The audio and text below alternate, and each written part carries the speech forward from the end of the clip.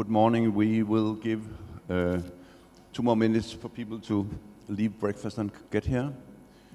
I have to remind you that there's checkout from the rooms in the first break.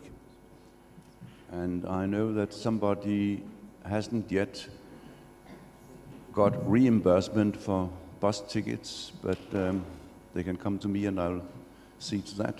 Thank you.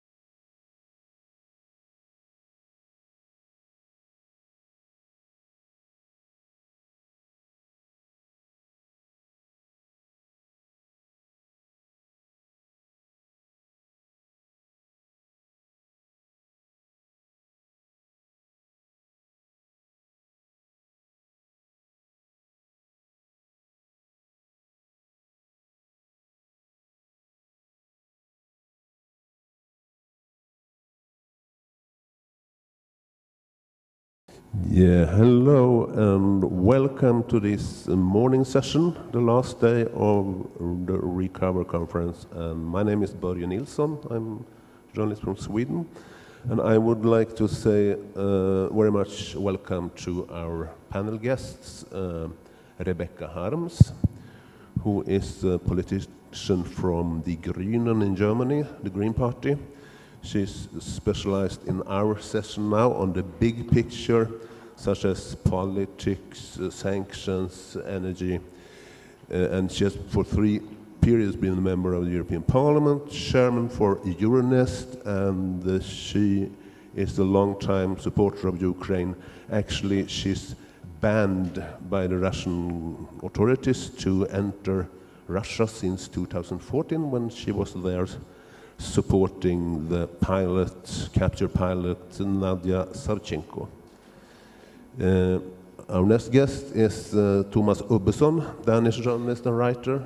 And today he will look into the small picture of this new Europe. And some months ago he published a book, In the Shadow of the New Iron Curtain. And since Russia's full-scale attack on Ukraine in February, he has been traveling along the Russian border from Kirkenes in the north of Norway to Odessa in the south of Ukraine. And he has spent time talking to those neighbors to Russia, and I think you know what they think. And our third guest is Mikhail Voretsky, author and translator living here in Bratislava, working in the German language, and he is here today specialized on the wrong picture, I think, of this background to the new Iron Curtain in Europe. And in 2018 he published the novel Troll, about online propaganda and fake news, and it has been, I think, published on more than 10 languages. And it is not only about fake news in Russia, but also in this country, Slovakia and Czech Republic. So give them a hand.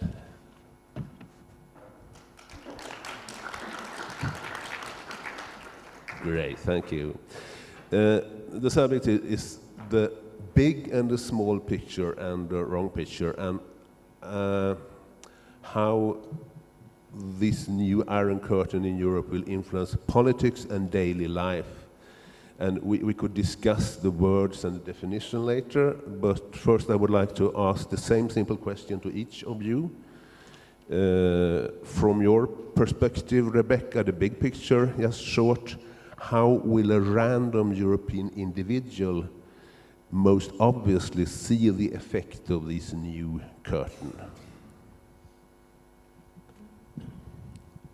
To be honest, judging based on the European reality, I would say most Western EU citizens have not yet understood what the new borders towards Russia or Belarus will mean.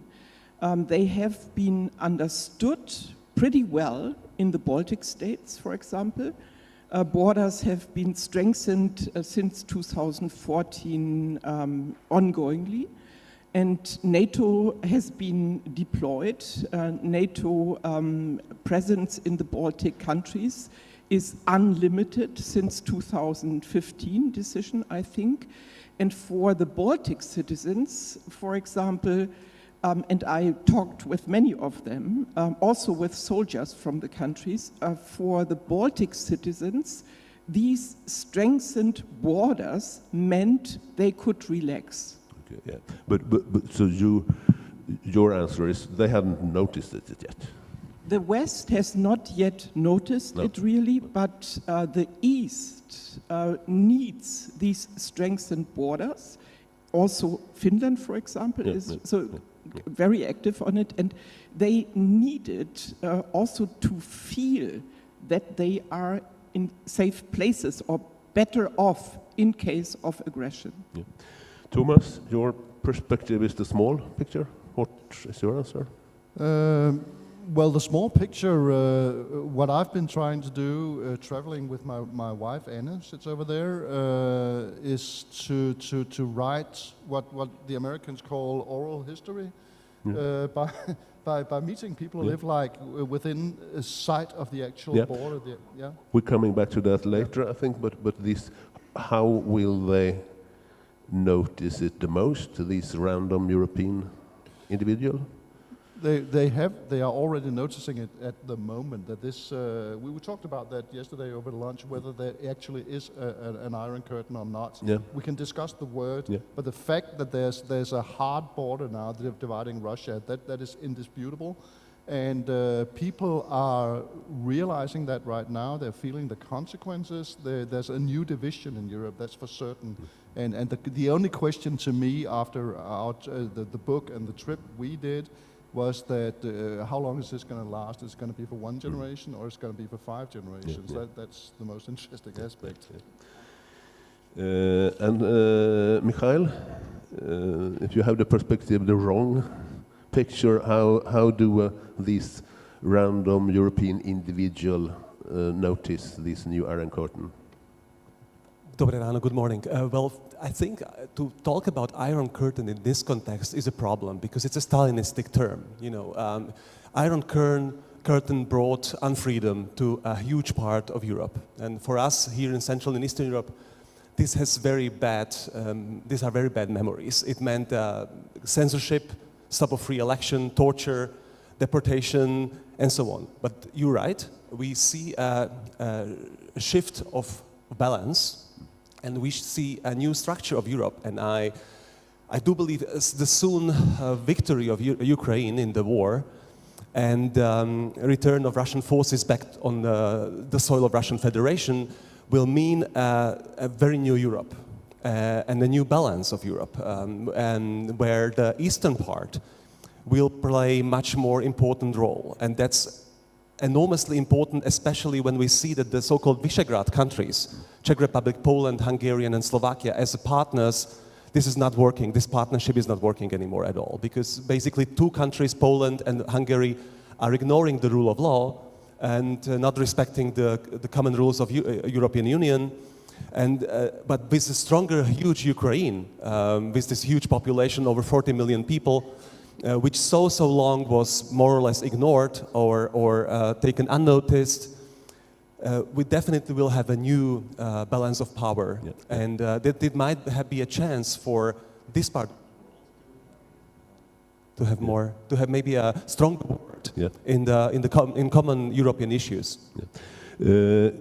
Great. We come back more in detail. Rebecca, with this big picture, we have questions about the sanctions, the unity in Europe. What will Macron do? Will he try to start to negotiate with Russia? But first of all, you disagree on the headline? You think there is no new Iron Curtain in Europe? No, so I agree with our speaker from Slovakia, who's probably very much with his description of why Iron Curtain from the Eastern perspective in the EU is not the right word.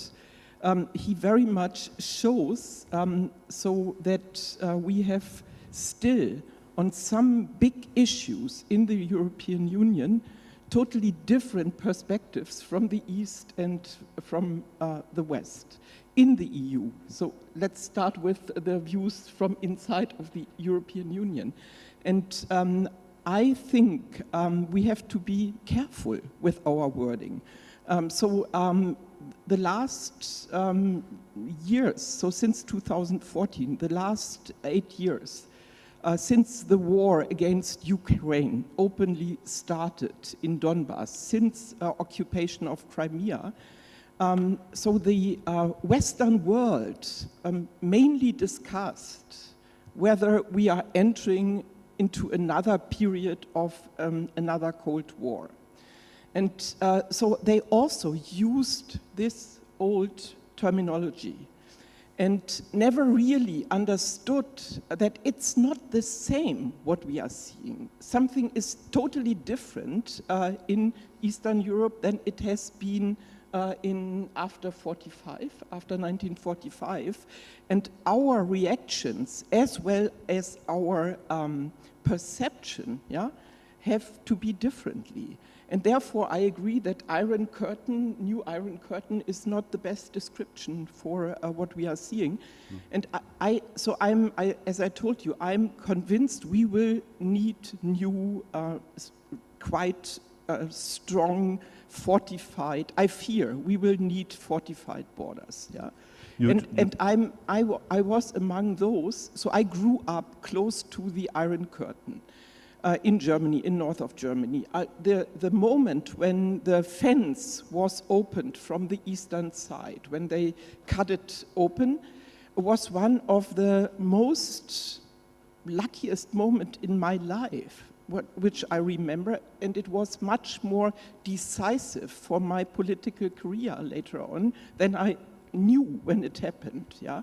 So it was really important for me, and I would never have thought then that I would advocate, that there would be a moment when I would advocate deployment of NATO along the EU borders and making so parts of Europe again a fortress. But I think we are close to this. My perception is that we will know about these new borders only after Ukraine could win the war. They will win it. The question from my position is always only when. I think Russia has to be defeated, and the new borders will be borders probably to protect us from another aggression. So you talked about the Baltic countries before, and we have, for instance, France. So it's really very different pictures of reality for Estonia, Latvia, Lithuania, and Emmanuel Macron. So Emmanuel Macron, but also Scholz. I would say those who are so far the big players in Brussels, the strong countries, they have still to recognize that they ignored the Eastern understanding of what's going on in Russia. Germany and France are the examples of EU member states who decided not to react to what they so could observe as internal development in Russia. So when Putin began his autocracy, it was well prepared. It so developed over a long time. Especially Germany, but also France and others decided that this is kind of new normal for Russia. I don't go to the details now, but this understanding hindered them to recognize what really happened in 2008 in Georgia and what happened in 2014 in Ukraine, against Ukraine. And that those people now think that they can come up with the solutions ignoring the concerns of Eastern European states, for example, or Finland. This is, from my point of view, totally unacceptable, and it will not work.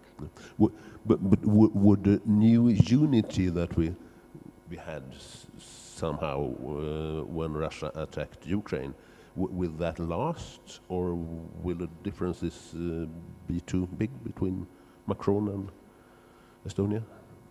So I do not know personally a lot from Macron. I met him sometimes before he became president, when he still was minister in the government in France. I'm not sure what he really thinks about the future of the whole of Europe. So he was a representative of French thinking in European issues. And he was a representative of those who had doubts already about the last accession processes into the European Union. So he was one of those who advocated that we have to go for Europe with different velocities, different speeds, and different circles. He seems to be now on another road, especially towards the Balkans. But I know that before the European Commission came, when the European Commission and Ursula von der Leyen came up with the proposal to give candidate status to Ukraine, France and Germany, Berlin and Paris were totally opposed. Yeah? So, and it took a while until they changed their position. Whether this is for symbolic reasons, so kind of a gesture towards the Ukrainian, but whether this is meant seriously, we will see. But so from my point of view, so I spoke about the needs of in the future for new borders, fortified borders. But I'm also, for example, convinced that the European Union will face fundamental problems if Ukraine and others who want to join are not allowed in. So there is a kind of new alliance in Eastern Europe developing. That's an alliance of the Baltic states, Finland, Poland. That's not replacing the Visegrad Four, but there is a new strong alliance based on those countries who have the same experience with de-Sovietization and decolonization during the last decades. This also explains the huge solidarity by those countries with Ukraine right now. And they will stand totally committed behind integrating Ukraine into not only the EU, but also into NATO. Yeah. And I'm sometimes speechless, really speechless, following actual discussions. So after the experience with 2008 and the refusal to take in Georgia and Ukraine, we see what happened. So we appeased Russia. Yeah? There was a clear decision for appeasement, and the opposite of the expectations of Berlin and France happened. So the war, the escalation took place. Now, so if you want to negotiate about the future of Ukraine, how can you do it without offering them real, robust security guarantees. You can't do this outside of the EU and NATO. Yeah. You mentioned the Baltic countries, Finland, Poland, and this is country that I read Thomas' book a little about. You started in Kirkenes in the north of Norway, and you traveled with Russia at your left. On our left hand all the way, yeah. And you mentioned this new Iron Curtain of Europe, and now you have a lot of opposition for that. Please defend yourself. I don't need to defend myself. Because it's there, it's a fact. Look at the cover of the book. This looks very much like the division in Germany back in the Cold War. I mean, you can go up there and touch it. You risk being shot, but it looks very much like the old Iron Curtain. You can call it anything you like, but I think it's to me, I'm old enough to remember the old one, and that's why that's the name of the book. And the interesting thing, you mentioned it too, Rebecca, is that the fact that very much of this new Iron Curtain is actually built not by the Russians, but and it will be necessary on the European, let's call it European side. It's being built by Finland, it's being built by the Baltic countries, and I'm totally certain that when Ukraine has won the war, I mean, we will see Iron Curtain on the Russian-Ukrainian border on a scale that we have never seen before. So, to me, the term is absolutely to the point. This is a reality. Yeah. And then there's just to finish that, there will be an Iron Curtain that divides us from the Russian. The Russian Iron Curtain is going to be inside the Russian mind.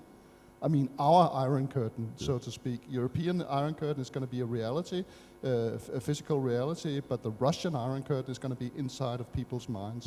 Yeah. Because you really met people who living neighbors to the Russian border and interviewed them a lot. Do you have any impression? What do they think? It's a stupid question, I know, but... It was an interesting trip, like from the polar sea down to the Black Sea. So it's a very different story, from country to country. But I guess the baseline is that people, and we're talking about common people living right next to the border. The common experience is that they have experienced now a divorce. There's been 30 years of sort of semi-peace, and they've built up relations with the Russians, and it has been a beautiful friendship for a while. But that was a window of opportunity that's closed again. Now we have a divorce situation, and it's a hard divorce. There will, as they say, there will be no love lost in this situation. I mean, you feel, depending on what country you go to, but fear is a big thing in many countries. Hatred is it's almost tangible in many places, and self-confidence actually also in Finland, for instance, in Norway. Yeah, I remember you met a man called Rune in Norway. He's the man who really advocated cooperation with Russia. So he's on one side, and Estonia, Latvia is on the other side of this friendship or hatred. Yeah, scale. But I mean, the Baltic countries, that's a story in itself. They have this very, very difficult relationship with Russia for good reasons. They've been occupied. They've had the same fate that Ukraine, what Putin wants for Ukraine, they've had that for like 40 years under the Cold War. Up in northern Norway, I mean, they have apparently a different view on things because they were liberated, and they still, at least the older generation, think that they still remember the Red Army as being the liberators, and that is the only place in along this borderline where people look at it that way, because all the way down to Odessa, it's like the Red Army. They are not liberators; they are barbarians from the east. But there they stayed, but in Norway they left. They left after a year, thankfully. That's the reason. Danish island of Bornholm was occupied by the Russians for 1 year, and they left. So there are no hard feelings there, but maybe there will during this. I don't hesitate to still call it. There will be a new Cold War. I mean, it's tangible. You can feel it in this room. There is a Cold War. It's got another shape, Rebecca. No doubt about that. I mean, history doesn't repeat itself. That's obvious. But something similar to the Cold War is definitely taking shape right in front of our eyes right now, in this room, at this conference.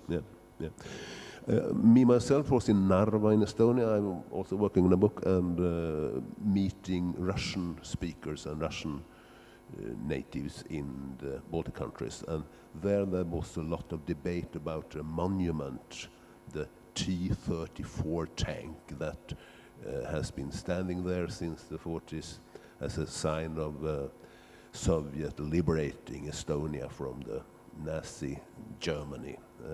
And the government took it away, and there is a huge heart with flowers and signs and teddy bears and lights where this tank stood. It's very strange but you saw things like that also, these kind of monuments that is important for something. I guess people here in Slovakia know it as you've got a big monument here in Bratislava. I haven't seen, but it's here. That's a huge conflict, of course, because it's a provocation to many peoples, especially in the Baltic countries. I can understand that. And they will have to come down, and they will come down, and they are, especially in the Baltic, in Ukraine, it's out of the question to have T-34 tanks and Red Stars and all that crap. That has been removed. Lenin statues, I saw that when I was there in 2014. Yeah. They pulled down the Lenin statues. What was the first thing that the occupiers did when they moved into Zaporizhzhia? They came pulling in a wagon with a Lenin statue to put up on the square of the city. But that will come to an end. So it's purely symbolic, but I understand that it's unbearable to watch this crap in the center of your city. And in Narva, it will come down to, that's for sure. Yeah.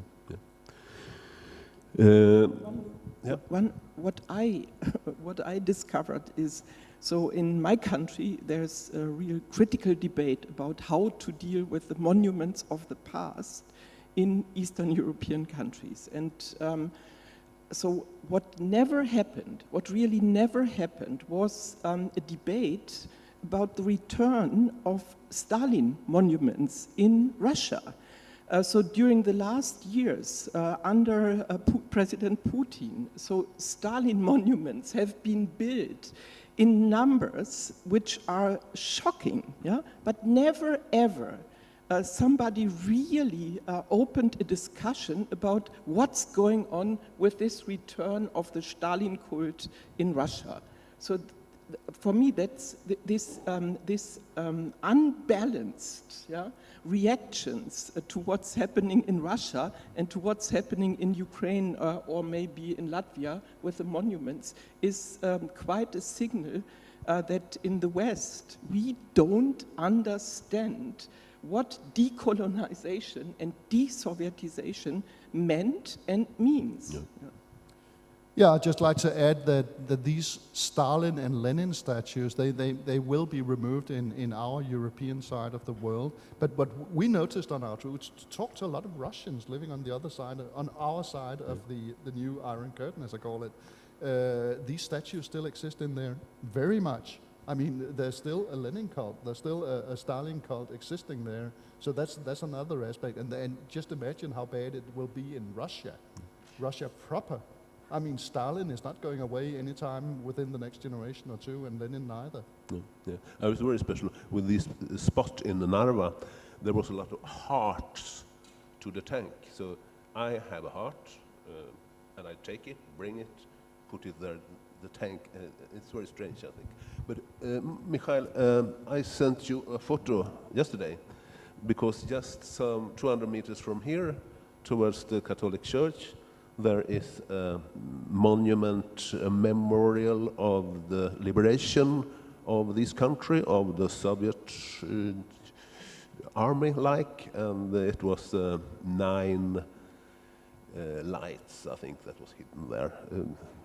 So you told us yesterday that Putin is more popular in Slovakia than in Russia, and a lot of people here don't think Slovakia is a Western country, and you still have this monument. Please tell us more about the disinformation and propaganda here in in your country? The monument of a former military cemetery, what you saw is a very typical part of the symbolic victories that is Russian Federation trying to impose even now.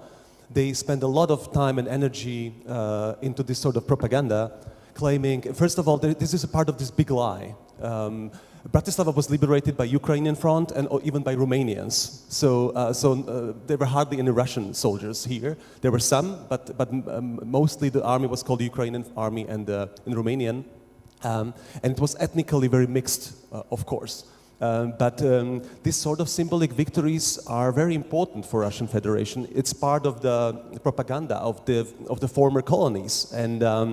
And it's very similar when they try to occupy important historical events for us, like Velvet Revolution Day on November 17, which was our day of, so to say, the start of the Freedom Revolution, 1989. But there are lots of pro-Putin demonstrations exactly on this day to claim, actually, since then, you know, you are actually only losing. You are part of the West, which is rotten, degenerated, and all homosexual, and you need to get back to our arms, you need to get back to the part of Eastern, you need more our influence. But I remember your shocked faces when you heard these statistics yesterday, and I was sitting here and I could see how you're surprised by the statistics of how Slovak society is reacting. Well, maybe let me give you a broader picture to explain this. We were mentioning these propaganda machines, the trolling factories. We were mentioning the many versions Russia is creating when something terrible happens, when there is a mass raping, when there is a genocidal war. They come with so many versions that most people are simply confused. Well, but why do Slovak politicians need this confusion? Well, basically, what I see as the biggest threat of Russian propaganda in general is that it's threatening our view of the world since Enlightenment. We Europeans do believe that we can understand the world, we can interpret the world, we can change the world for better. But when you destroy the very idea of truth, the very idea of the facts, when you destroy the very idea that what you see in front of your eyes is the reality, and somebody claims to you all is just manipulation, all is just fiction, basically you can lie with no end. And you can be corrupted. That's why Viktor Orban's kleptocracy is based on this propaganda and lies. Because once you confuse the society completely, you brainwash them, you 24/7 just show them all sorts of propaganda, people lose the sense of what's real and what's fictional. And that's why the Slovak politicians, they do not really believe that with ruble we would have a stronger economy, or that with no free press there would be like a better society built from bottom up. But they know that the kleptocracy, corrupted regime can continue. And that's why they are so strongly allying with Putin. You know, Robert Fico, who was Prime Minister of Slovakia for more than 10 years, was deeply corrupted, had to step down, is now maybe coming back very soon with the next election. And his first sentence was, when I come back, I will change the Russian policy. So they need this connection to Russia because it helps them to be corrupted in the middle of the European Union. And this is a real threat because it's endangering our view of the world as we know it. You know, we were for centuries striving to be free, and this brings us back to unfreedom. Well, why is that? We mentioned the social media yesterday. Vladimir Schneidl, my dear colleague, was talking to you about how Slovakia was not prepared for Facebook, not prepared for Twitter. Well, basically also because when you have a regular media like Deník N or Deník SME or any other, you have some editorial board, you have people, professionals working there. There is one person responsible for Facebook of Slovak Republic, who is supposed to control this huge media with 4 million users in this small country. This is absolutely out of control of any sort. So you can publish anything. They publish pictures of me that I claim that I wish terrorist attacks of Islamism in my country.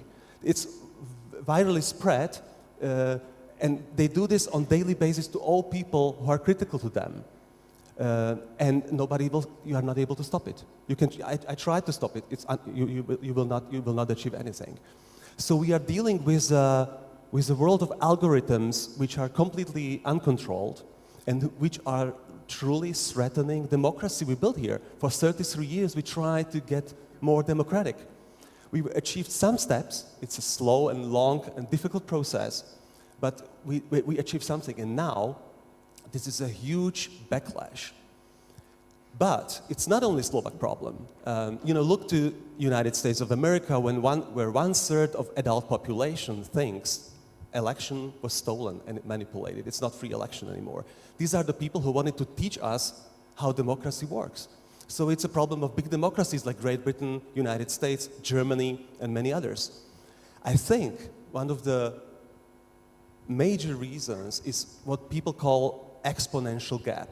Like we have very smart, very fast, innovating technologies, from microchips to smartphones to tablets, computers, electronic cars, but our institutions are much slower in development. But even our brains, we are not able as human beings to cope with this. That's why more and more people will tell you, I am confused, I'm lost in this ever complex world and ever more complicated world, which even got so connected thanks to internet, which was a major utopian hope at the very beginning 30 years ago, and now we see it's a tool in the hands of tyrants. Tyrants found a perfect way to communicate their messages, and we are so slow in reacting. That's the reason why Facebook has just one person aligned for Slovakia, is because they are so slow and they do it for money. They use our personal data for their own profit, but they do not believe that do not believe that we need stronger democracy. Yeah. They don't care.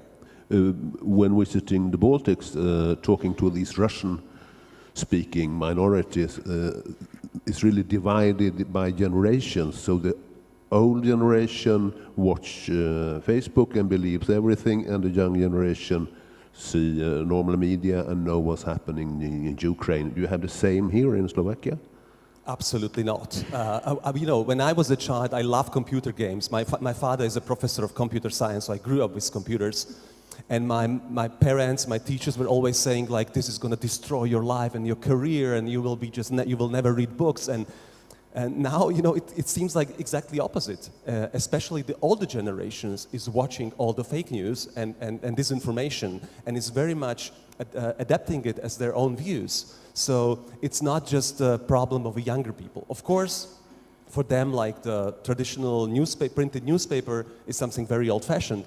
But we have problem also with this older generations, which was completely unprepared for this huge step. This exponential age where everything is getting so fast and so strong. Suddenly, your grandma is using WhatsApp. Well, it can be great, but it's much worse when you suddenly start to get pro-Putin pictures from her explaining that Zelensky is a drug addict neo-Nazi.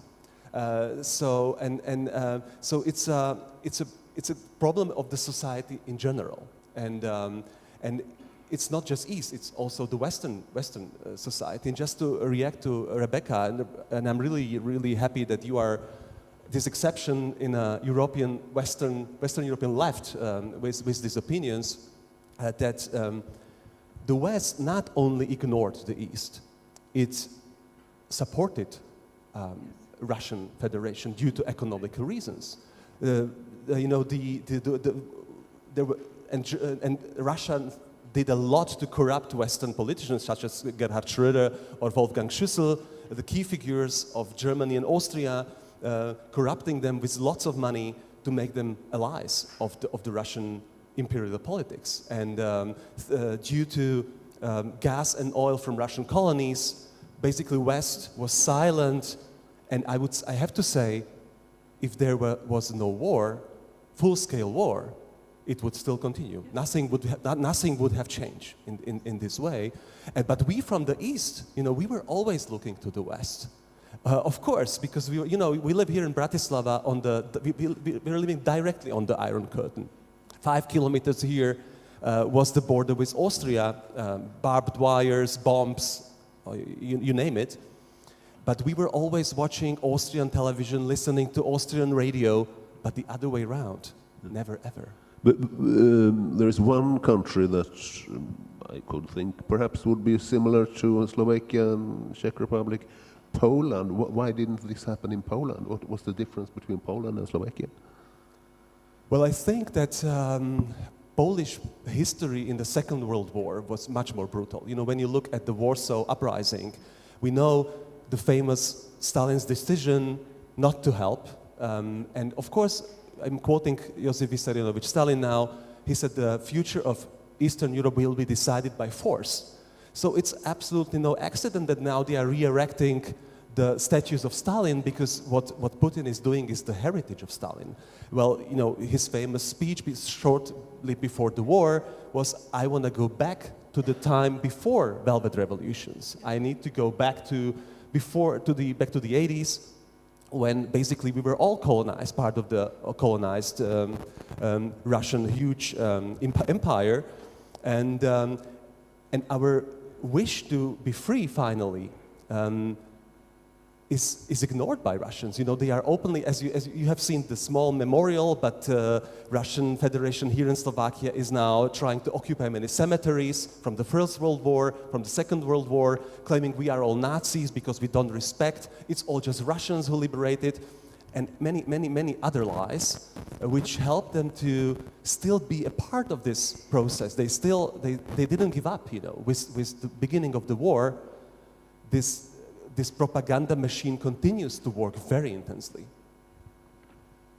Yeah. No, I just want to, the quotation, the future of Eastern Europe will be decided by force, was that by Stalin, or who said that?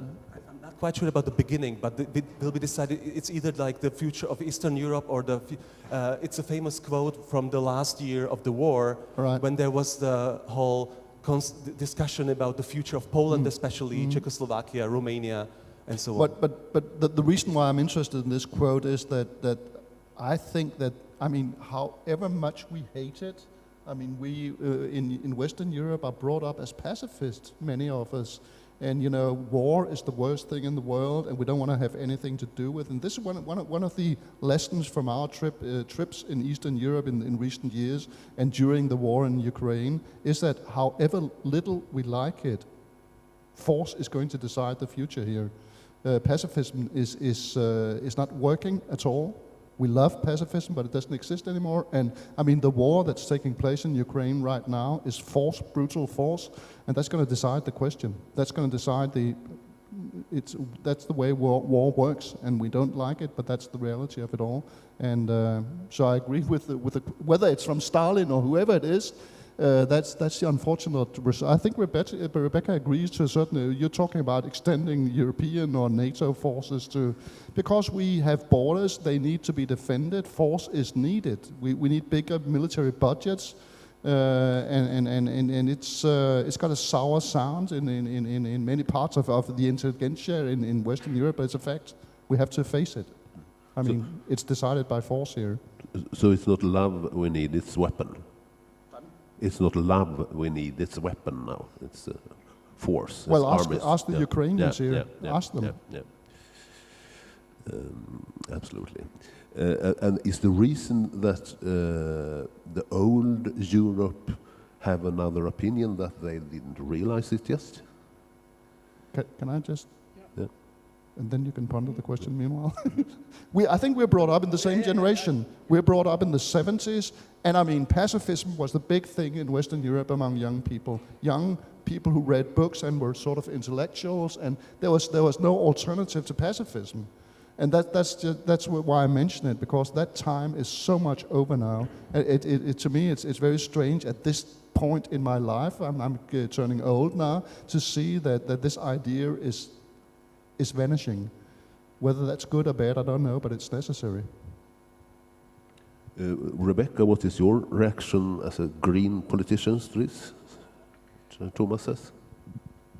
So I'm not any longer a member of parliament, and that I left my mandate was partly connected to my position on the necessity of armament of Ukraine and my positive attitude since the first discussions started on the 2% target for NATO, and also the necessity to strengthen European Union's robust ability to defend itself. So there's a project called PESCO. I always voted in favor for a long, long time. I was always representing maybe three members of my group who thought in the same way, but the rest of my Green group thought differently because they stood for pacifism. So I'm not the representative of the Green Party. That's in this context, I would say.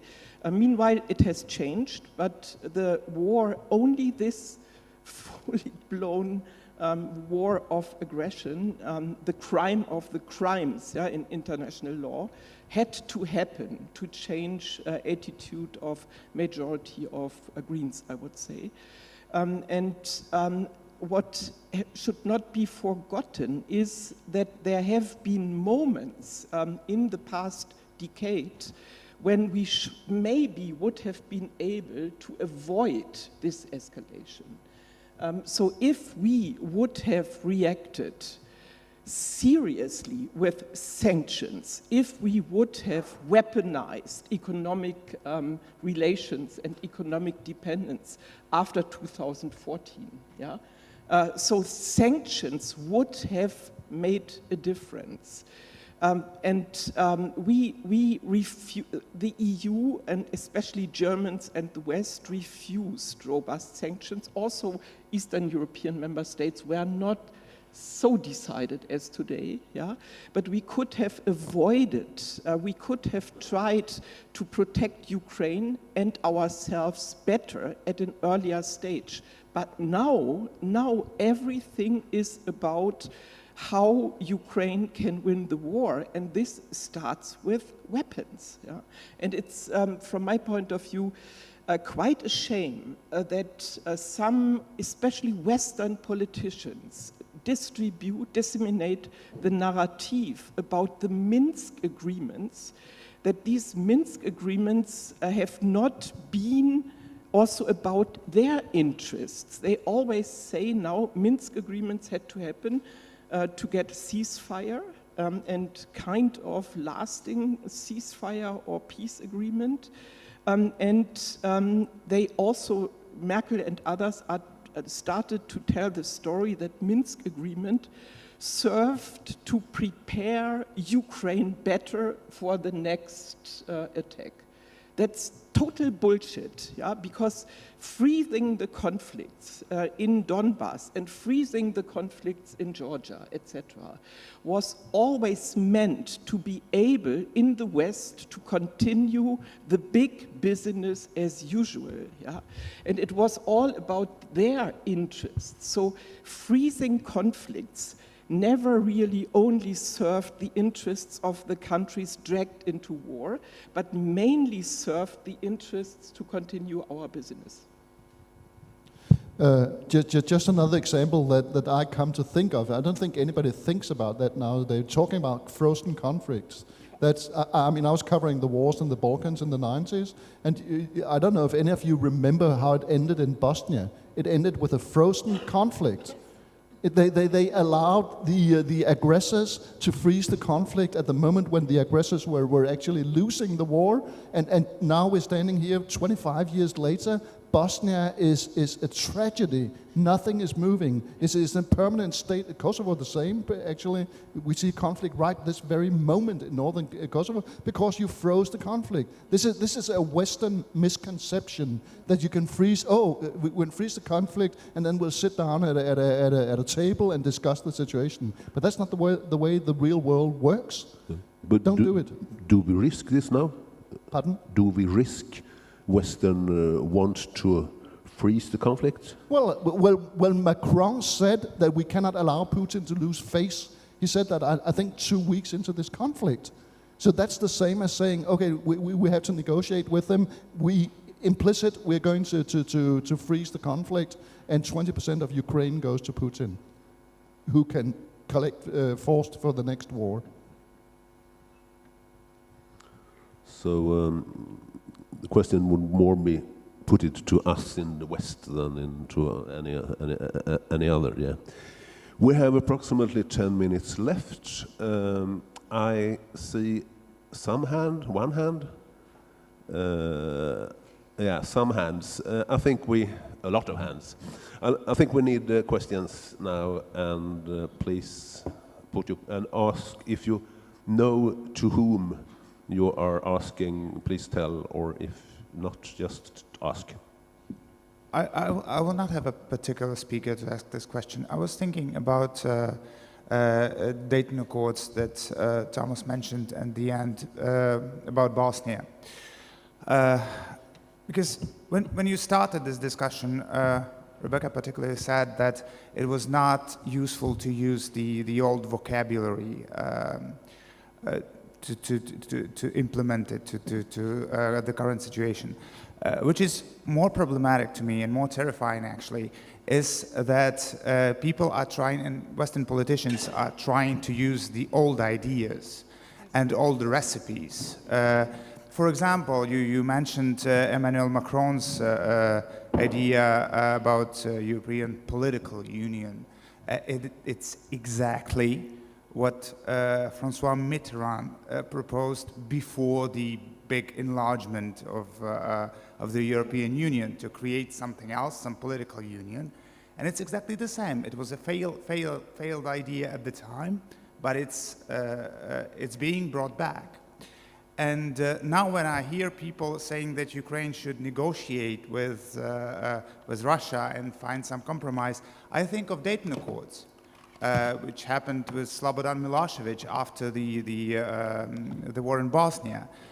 And actually, there are people and Western journalists, I can think of Angus Roxburgh in The Guardian, who said that it was a recipe, that it was a success. The Dayton Accords were a success, ignoring everything that happened after, ignoring Kosovo.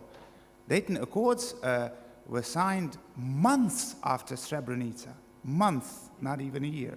So why do you think is this happening in the West? These attempts to rehash manifestly failed ideas and recipes to Ukraine. Is it laziness? Is it self-indulgence? What is it? It's because in the West we are peaceniks. We love peace. We think that the biggest gift in the world is peace. And when peace has been established, then we'll find a solution to something. This is a result of the way we thought in the 70s, I think, very much. At least let's have peace and find out how to do it. But that is an illusion. The thing is, what we're seeing in Ukraine must win this war. I mean, you cannot have a peace agreement and then negotiations and then everything will be good. And we saw that in look at the Palestine conflict. They froze the conflict in 1948. It's still going on and it will never end because we think it's a success every time we freeze a conflict. The West has this misconception that okay, this is at least the first good step in the right direction, and that's a misconception because things are decided by force, unfortunately. Thank you. I would maybe, if I may, I would just add. Well, this is a myth. You know, the West is obsessed with the peace, but it was only obsessed with the peace when it lost its wars, its colonial wars. You know, there is this myth of the peace after 1945, but there was no peace. You know, France was fighting the colonial wars in Algeria and elsewhere. Britain was fighting its wars in its colonies, and when they lost these wars, they were for peace, of course. And we have to say openly that, unfortunately, like Germany is a great example. Germany did enormous, fascinating work in dealing with the Nazi past. Truly, compared to Central and Eastern Europe, dealing with our own fascism, we did much, much less. But we as Europeans generally, I think we did very little to deal with our Stalinist past. And when you compare what people know about Hitler, what they know about Stalin, it's just unbelievable less. Yeah. People have no idea what Stalinism meant in the Eastern and Central Europe, how brutal it was, how murderous it was, how really it caused for generations these tragedies, and so this false pacifism of the West. Well, I'm not in because I see that it was on the cost of so many victims, which we are simply ignoring, and we are trying to make them invisible in the general historical view. Добрий день, Валентина. Hello, I'm from Ukraine, Valentina Bekova. Дуже цікаву тему затронули, боротьба з пам'ятниками. We started talking about fighting the monuments, and it is no coincidence what is happening now with the monuments, and Russia is fighting not only against Ukraine, Russia is fighting against the entire civilized world. I come from Donetsk. My hometown was occupied in 2014 by the Russian Federation. I was forced to leave the city together with my family. As a Ukrainian journalist, I was on the list of persons to be executed, but I follow closely the situation in the temporary occupied territories, and indeed the return of the monuments to Lenin and Stalin is just a tip of an iceberg. In Donetsk, Russia started destroying not only the monuments that reflect the Ukrainian character, the Ukrainian symbols, but in Donetsk they, for instance, took away a memorial plaque to Vasily Stus, a Ukrainian poet.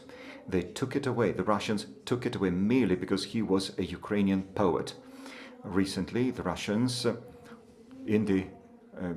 dismantled a monument to Vasily Slepak. He was an opera singer, a soloist of the opera house in Paris. So they took away the monument to an opera singer just because that opera singer at one point of his life took weapons into his hands and started fighting for Ukraine. And in the EU, I see some monuments that are reminiscent of the Soviet past, but I know where the Soviet monuments are standing, the Soviet and the Russian boots will be back there again. Thank you. More questions? Yep, there we are. Welcome.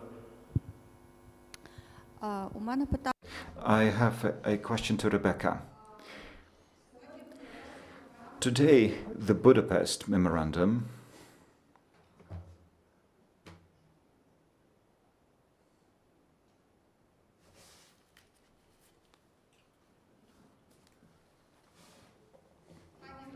Rebecca, I have a question to you. Today, the Budapest Memorandum shows that it was a bad guarantee of security for Ukraine. So, what future security guarantees should we have in Ukraine, given that the Russian Federation has nuclear weapons and there are some Russian friends who also support Russia, they also have nuclear weapons, and they oppose the West economically. So how should we defend Ukraine effectively, given the nuclear potential of the Russian Federation? Thank you. So I said already before, though there are many discussions about security guarantees in case there is a negotiation process to end the war, and though I'm following those discussions, I'm of the opinion that as long as we have NATO, there's no alternative to NATO accession for Ukraine. So kind of another neutrality status in between is unacceptable and will not be sufficient, at least if Russia continues to exist as a nuclear power. But we should never forget that there is a whole old tradition of Soviet now / Russian so-called provocatia. So when drunken Putin 2 days ago that was threatening with nuclear attack again, claiming there will be like hundreds nuclear rockets. You know, we should be very aware. We should be very careful. But he was threatening that this war will be over in 3 days, and now it's like day 292. So, this Potemkin view, I do hope that their nuclear weapons work similarly effective as their army in general. But we have to be very aware, and we have to be strong, and stay on the side of the Ukraine. So, if you allow, NATO has not fixed any red lines for Russia before the invasion started. And until today, it's clear the goal of NATO is not to be involved directly in the conflict. The only red line, what has been more or less clear, formulated in the White House, is in case there will be a nuclear attack, whatsoever, there will be a very tough reaction, at least by the United States, but probably is then by NATO. And so that makes a difference, yeah? And also it shows that this nuclear risk is taken very seriously in the West. The time is running out. Do we have one more question there? Yeah. And I think this is, time's up. I think this is must be our last question. Yeah, very quickly. Thank you very much for the discussion. It's very important for Ukrainians, but we haven't heard anything, for example, about the possible territorial disintegration of Russia. The question is, how sensitive in the European Union is this topic? Is there still fear even to discuss those things and the consequences of them? Possible territorial disintegration of Russia, is this a sensitive topic for the European Union, and is there even a fear to discuss those things? Thank you. So I observe a division in the discussion about the future of Russia nowadays. So while most of my Ukrainian and also Georgian and Estonian friends are not only sure that Russia has to be defeated, but also that Russia has to fall apart, my Western friends more or less fear this Russia falling apart perspective at least as much as the ongoing war. So they fear what Eastern Europeans hope for. And that's one of the hot potatoes we have to talk more about in between East and West. Thank you very much. It has been very interesting to listen to you, men and women, and thank you for you listening to us.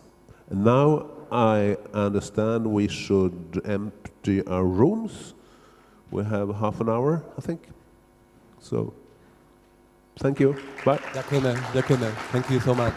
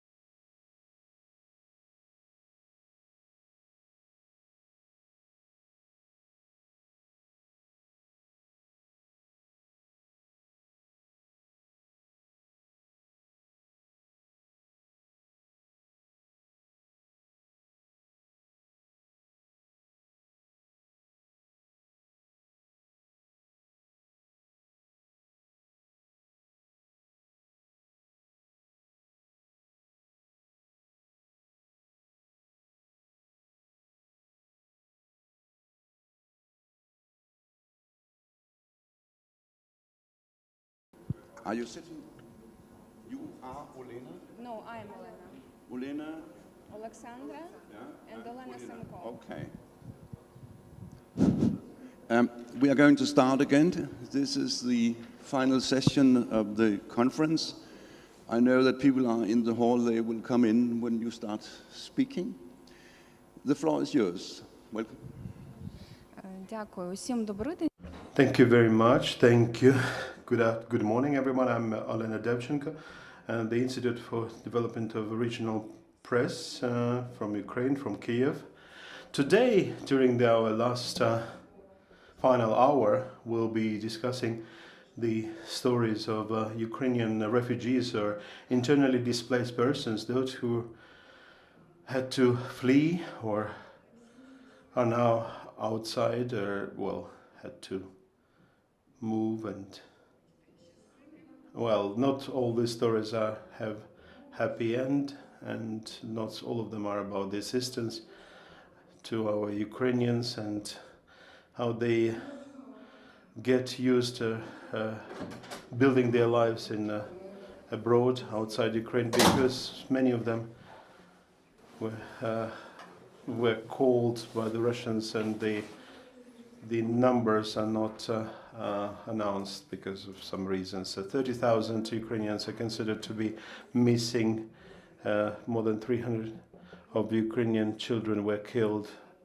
338 of Ukrainian kids are considered to be missing, again because of the Russians, those occupying Ukraine, and more than 13,200 children were illegally moved by the Russians to Russia. Today we'll, if we talk to Ukrainian journalists, not all of them were able to stay in Ukraine. Some of them were forced by the Russians to move abroad because the households were occupied. But they continue to report about the Ukrainian war, even from abroad. And I want to present our brave speakers. Alexandra Horchinska from the city of Kiev, working for Novy Chas. Alexandra Semko, working with New Text, and now she cooperates with international media because she had to flee, to leave the occupied Berdyansk in Zaporizhia region, had to go to the United Kingdom. Olga Semko, who is joining us online, she's not in Ukraine, right, Olya? She works for Reporters, and she's also works for the fund Return Alive, Повернись живим. Ladies, there will be lots of questions, and also from the audience. And my first question would be, why these subjects, and how do you report on them? Was it emotionally difficult for you, challenging for you, and what professional, personal dilemmas you were facing? Let's move in order. Whose presentation is first? Alexandra? Can you switch on the presentation of Alexandra Horchinska? She will be presenting and talking. Alexandra Horchinska. Good morning. I'm Alexandra Horchinska. I'm from Kiev. I work for the NV website, and I specialize on social subjects, the life of vulnerable population, gender issues, domestic violence, etc.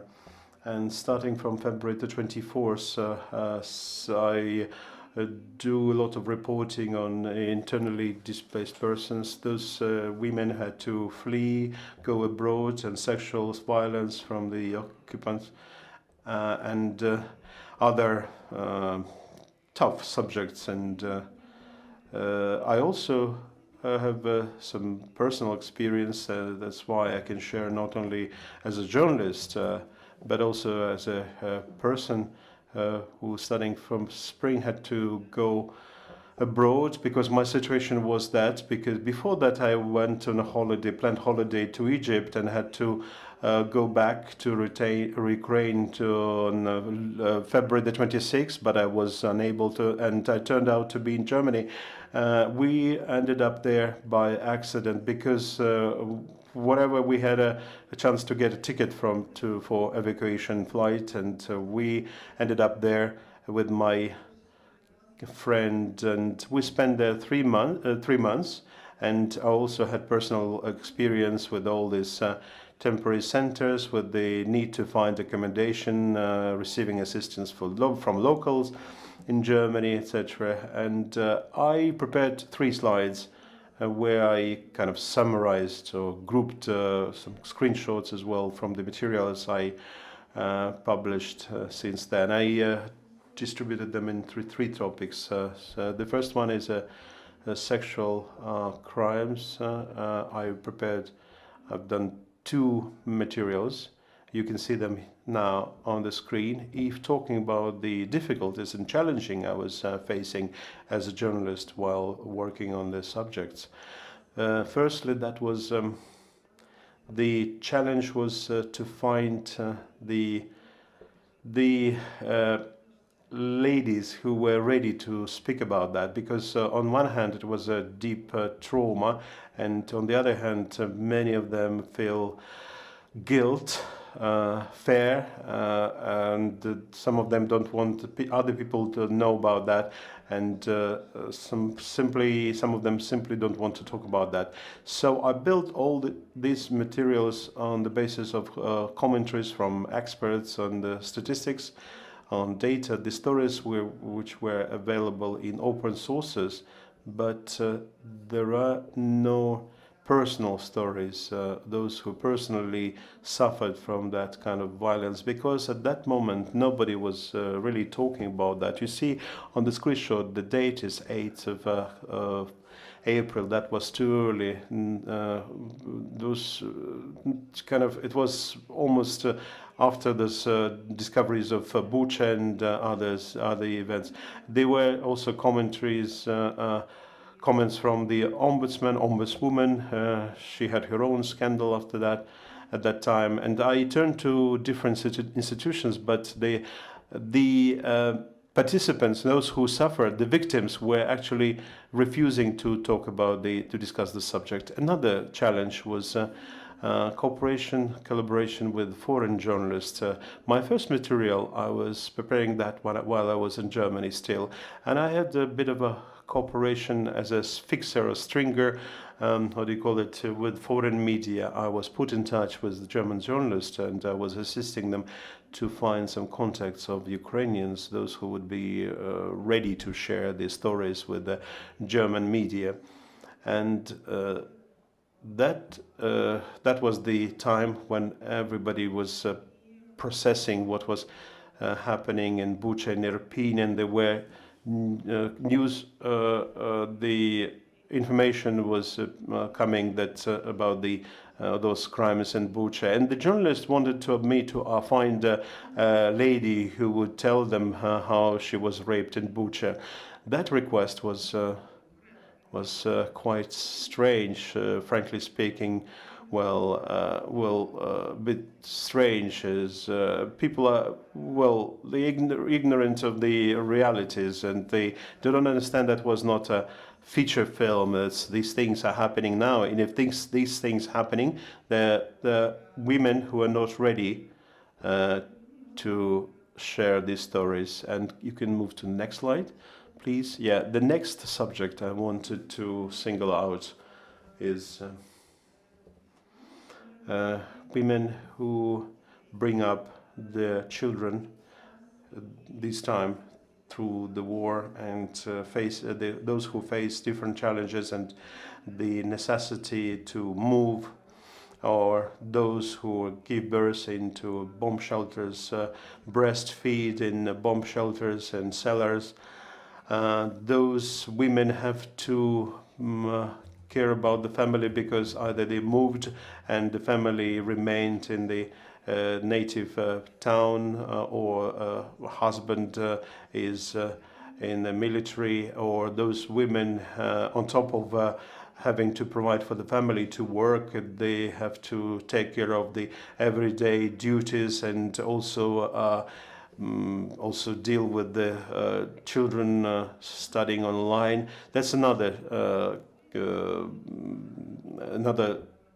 whole package of problems, and it's extremely difficult. And the question is, how will what impact will it have on the kids, those kids who had to live through this and to spend their school life in these kind of circumstances. And slide 3.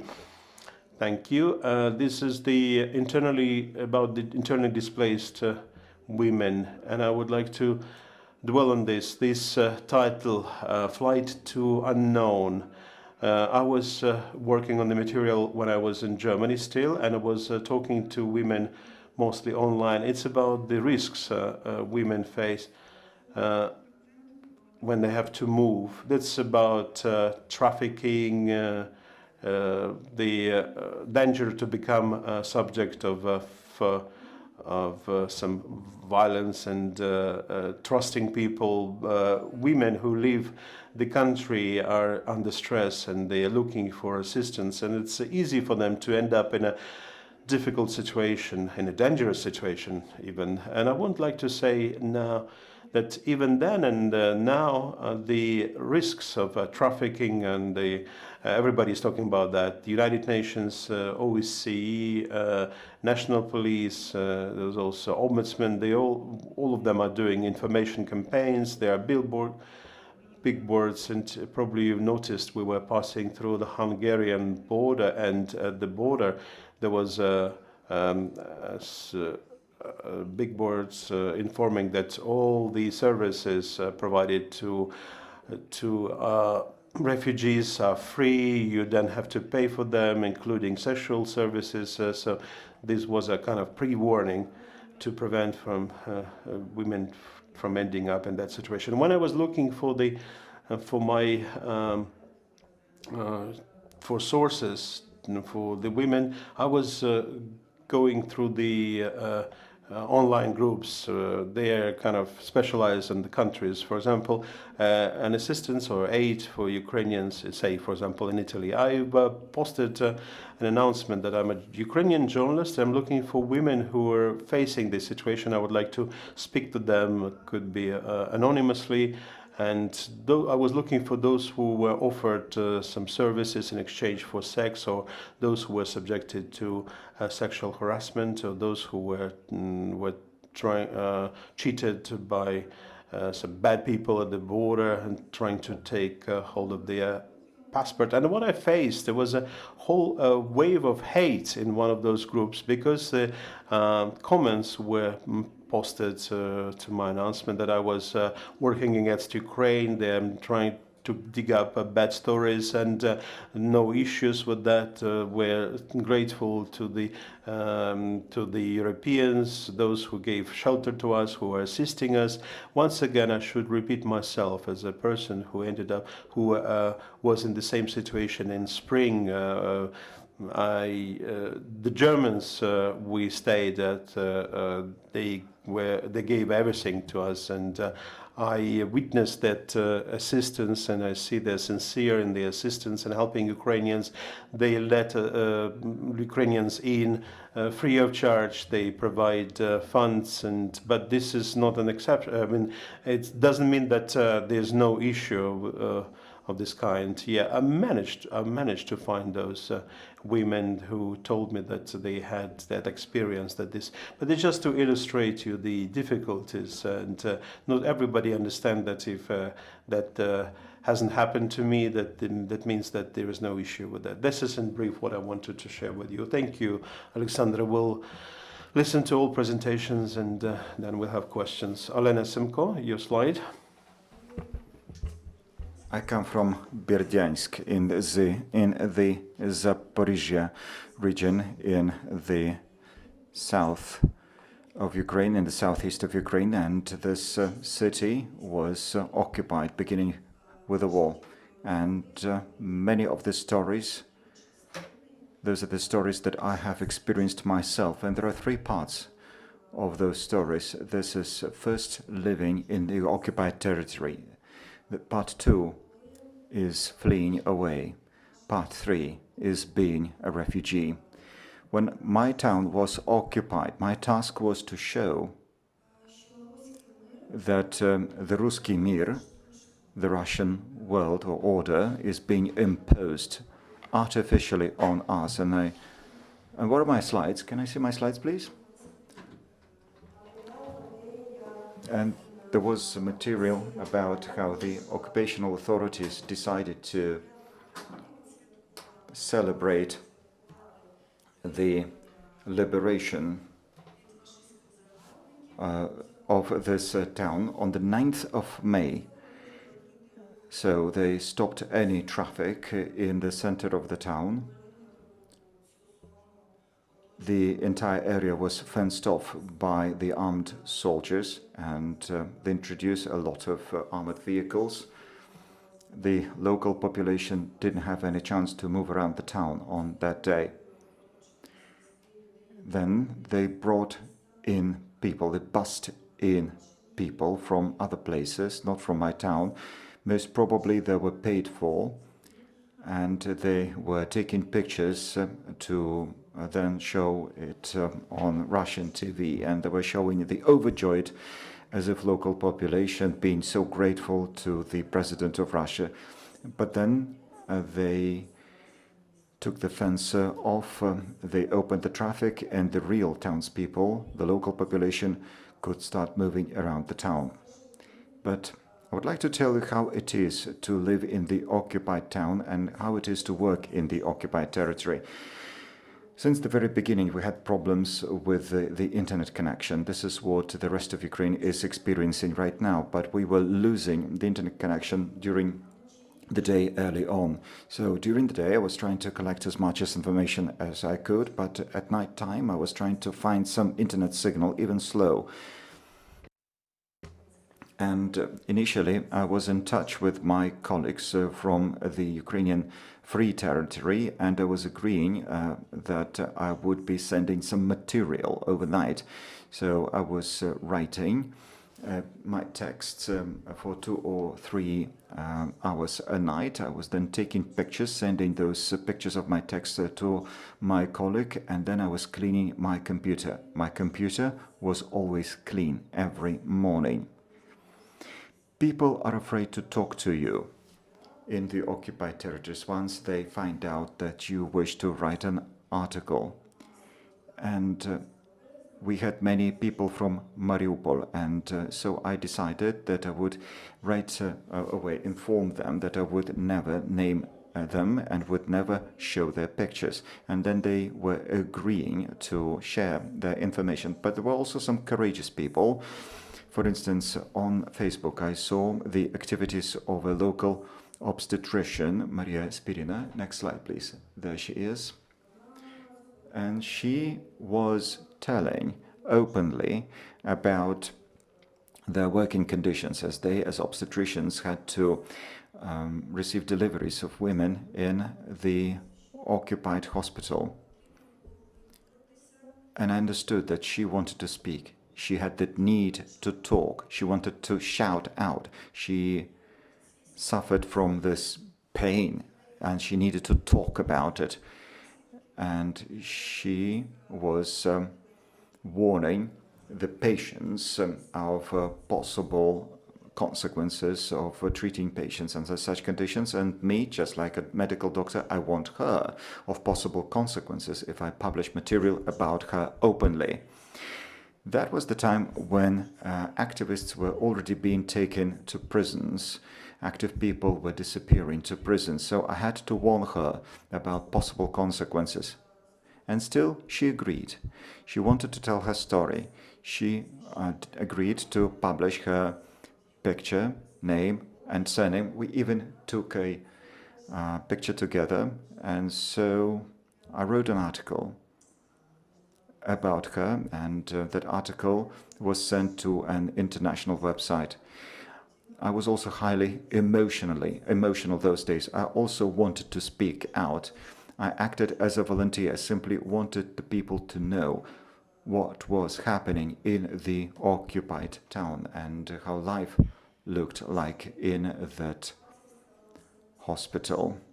But living in the occupied town was more and more dangerous. We had more and more information about people being taken to prison. Journalists were being taken to prison. And if they take someone, then you have three options once you're taken.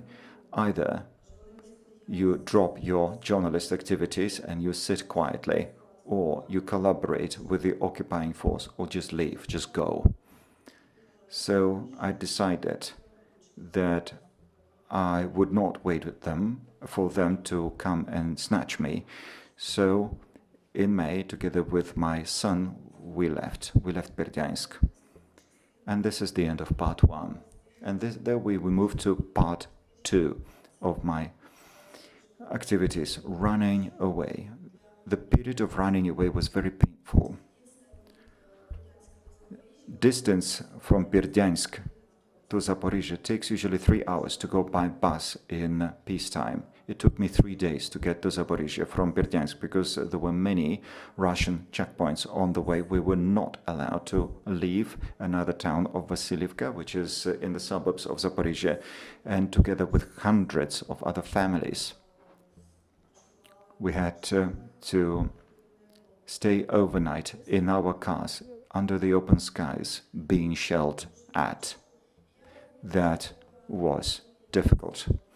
And I understood that I had to take some pictures, but then the tension was so high that had anyone seen me taking pictures, I would be immediately torn apart, not by the Russian occupiers, but the fellow Ukrainians, because everyone was dead scared. So I had to take pictures in a very clandestine sort of way. I was using a secret chat on Viber to pass on those pictures to Kiev, and I was immediately removing those photos from my smartphone to have clear smartphone when I would be checked again by the Russian soldiers at the next checkpoint. And then we moved to Zaporizhzhia. From Zaporizhzhia, we immediately moved out to Kiev. And I would like to tell you my story, and the story about other women that were forced to leave the occupied territories together with their children. I got in touch with the text.org website with Inna Gadzinska. I told her that I wanted to write an article, and she said, yes, write about it. So I wrote the text at night. It took me 2 hours to write that text. I was crying as I was writing, and for me that was kind of psychological treatment. It was not only writing, doing a journalist piece of work. I was sharing my experience as of a human being. And then I had some positive response from my readers, and other women started writing about their stories, and they started talking about their hardships. Everyone wanted to say things, to tell things about their hardships and their experiences. And then the third stage started. We moved to Britain. My son's godmother lives there, and she helped me to take part in this British program, Home for Ukraine. So I still work online, and I see how much pain is experienced by women refugees who now live abroad. And generally people think, they're abroad, they're safe, they should be happy. But in fact, there is a lot of emotional seesaw, and those women need to see psychologists. Those are the pictures of me running away from the occupied territory. But women are afraid to speak openly, are afraid to present their stories openly, because there are many words of criticism from the side of their sponsors. It turns out that you have to adjust to the families you live with. Many people have to work as cleaning ladies or in the kitchen. And it's very difficult for those who have higher education.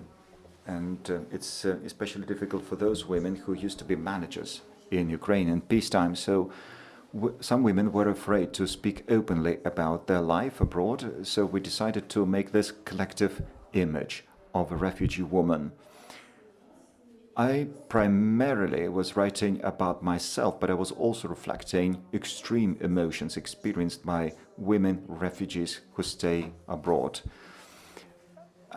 There were many reviews to my articles, and many people were responding, and many women were saying that they do relate to the thoughts that I presented in my article. As I spoke to refugees and as I spoke to people in the occupied territories, I drew a number of conclusions. First, we should not mix private life with professional life, because if every story goes through you personally, then burnout is inevitable. Therefore, these stories should be related, but somehow I need to protect myself emotionally. Also, when it's one thing to write about yourself, but once you start telling a story about someone else, you should understand that you are responsible for the future of that person. So I should not harm that person I'm writing about. I need to be vigilant. And I also want to say that those journalists who work as freelancers abroad, they find it very difficult to work because they feel professional loneliness. They do not have this sense of being needed to the Ukrainian media. So the general impression is, you're not writing anything, fine. You're writing something, fine. Just indifference. And we want to be a part of a team. We want to be needed. And that is why I'm very grateful to the organizers of this conference for giving this possibility of feeling, being a part of a noble community. Thank you.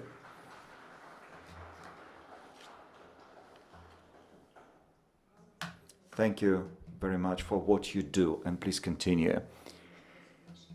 And now we have the third speaker, a journalist, Olga Molinchuk. Over to you.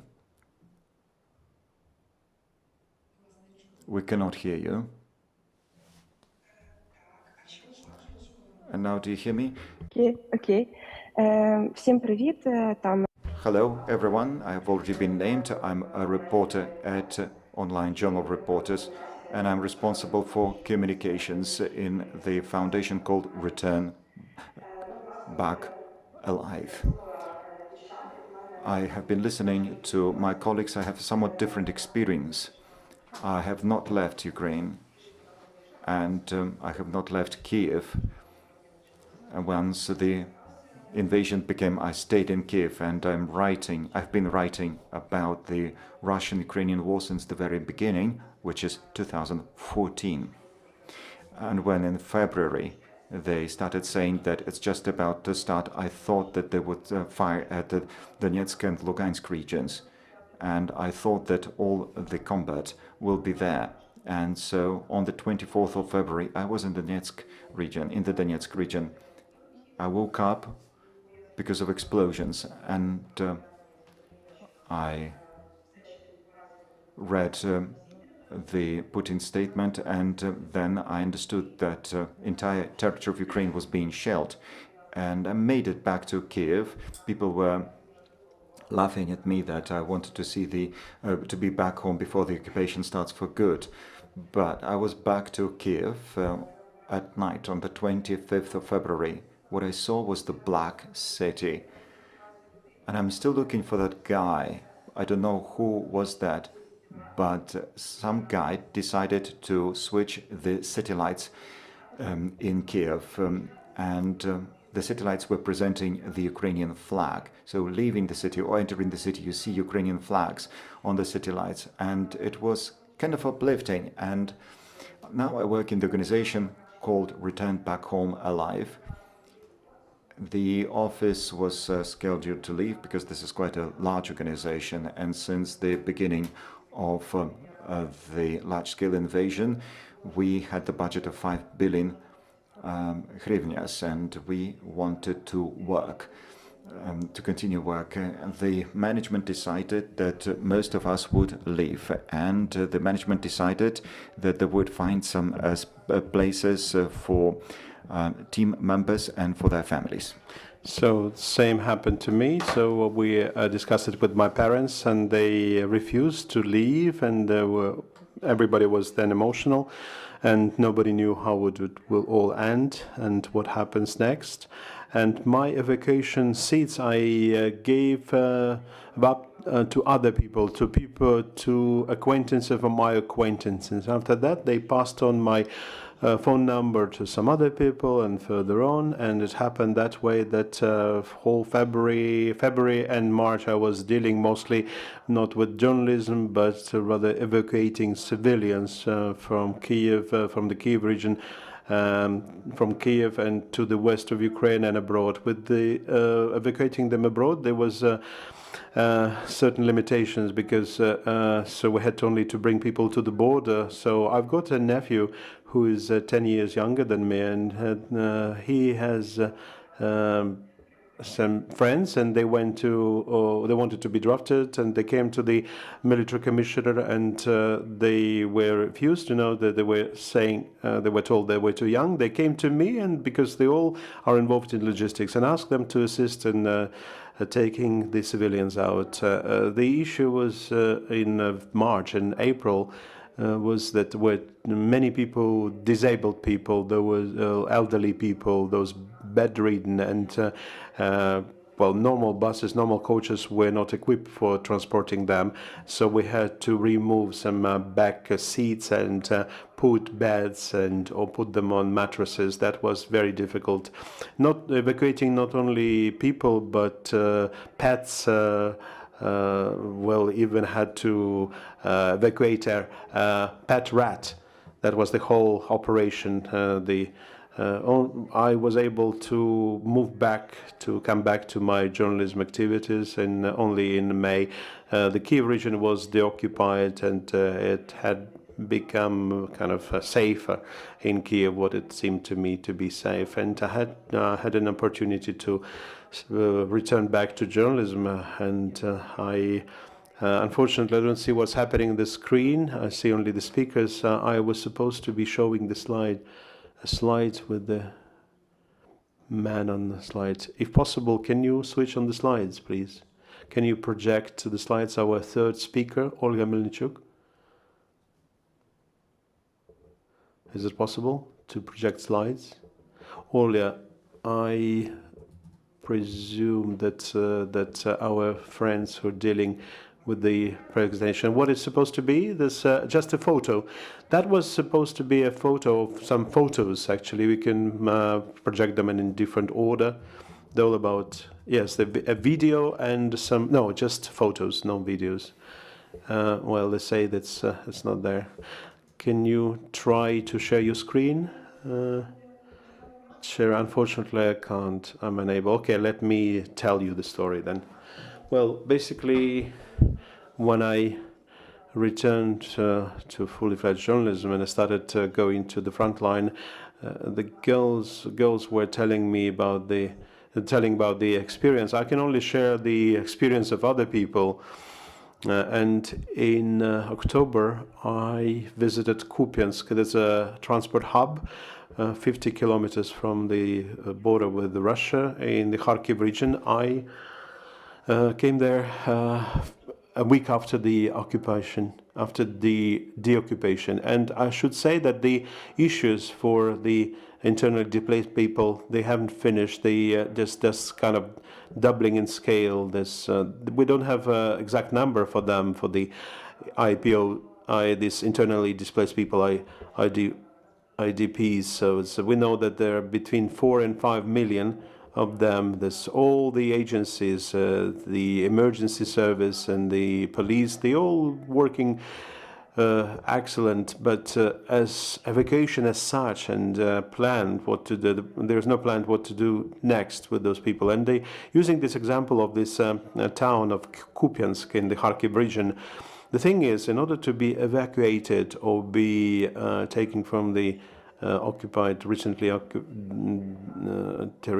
liberated territory, you have to go through different stages. The first one is the evacuation itself. If you don't have a personal transport, you can be transported either by the state agency or by volunteers. In Kupiansk, the town is divided in two parts and connected by a bridge. When it was deoccupied, mostly those were evacuated, those who were residing on one bank of the river, those who were capable to walk to the railway station, because the bridge was mined and they were capable to walk, irrespective of the fact that the town was liberated. They were deoccupied, but they had no chance to leave the town. And the pictures I wanted to show you, they were supposed to show you Dave, a 54-year-old British citizen who lived in Ukraine for many years, and he wanted to be drafted, and he had been told, "Come on, you're a 56-year-old man, you're British, we can't mobilize you, so go away," basically. And that he started assisting in evacuating people. We spent a whole day with him. We managed to cross the river, to cross the bridge, and we collected 4 people, literally using our hands. 2 of them are an elderly couple there in Germany with their daughter, and 1 elderly person just moved to a nearby village.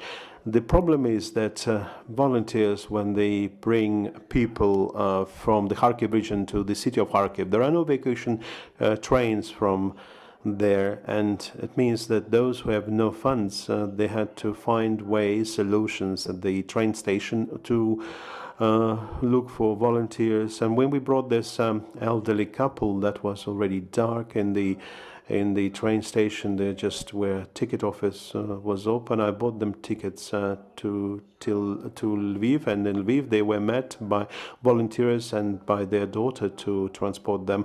They also had a pet dog, and we had to carry literally. And if in February and March the border guards were quite loyal towards pets, and they only took them 3 takes to cross the border, and only thanks to the Polish border guards they had mercy, and they managed to prepare the documents for that dog on the spot. The thing is, why I'm saying that, because the deoccupation will continue, as this example of the Kharkiv region within this month, roughly from the 7th of September till the 7th of October, there's still no formal evacuation procedure, meaning that a person taking from the occupied territory or from the frontline territory, for this person to feel safe immediately after this person leaves. While in fact, using this example with Kupiansk, first you undergo checks, you are checked whether you were not collaborating with the Russians by the police, then you end up in the city of Kharkiv, a big city of Kharkiv, and they have to independently find a solution. If you fail to find volunteers who could help you, assist you. But I believe this is the great challenge for you in Ukraine, for both the journalists and for us.